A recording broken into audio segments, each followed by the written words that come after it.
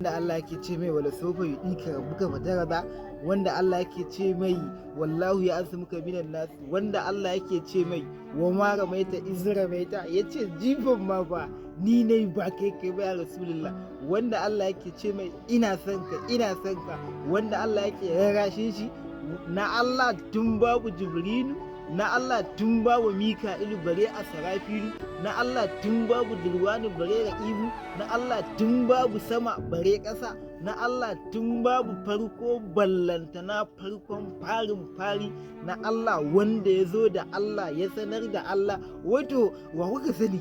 Kun san Allah ne? Ka san Allah kai da kake ta zaton Allah zaton shi kuke ba ku san shi ba. Annabi ne ya zo da Allah, shi ya faɗi Allah.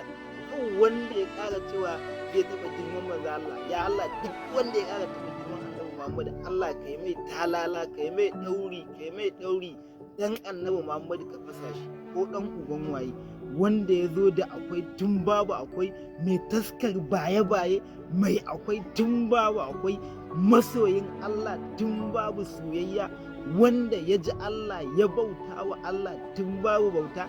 Ba abin da za ku ƙarar da Allah, wallahi Annabi ne ya wadatar da Allah tun babu wadata, Annabi ne ya yi wa Allah tun babu yiwa, Annabi ne ya yi wa Allah biyayya tun babu biyayya, Annabi ne ya bi Allah tun babu biyayya.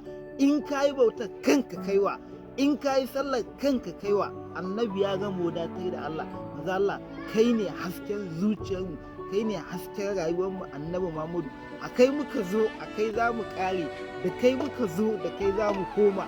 Annabi Muhammadu za mu ta faɗar ka, ko da za a kira mu ba mu san komai ba. Manzo Allah kai muka sani, kai ne a cikin ɓargon jinin jikinmu, kai ne a cikin ɓargon idaniyarmu, kai ne ganinmu, kai ne jinmu, kai ne hangenmu, kai ne tafiyarmu. Annabi Muhammadu a kai muka zo.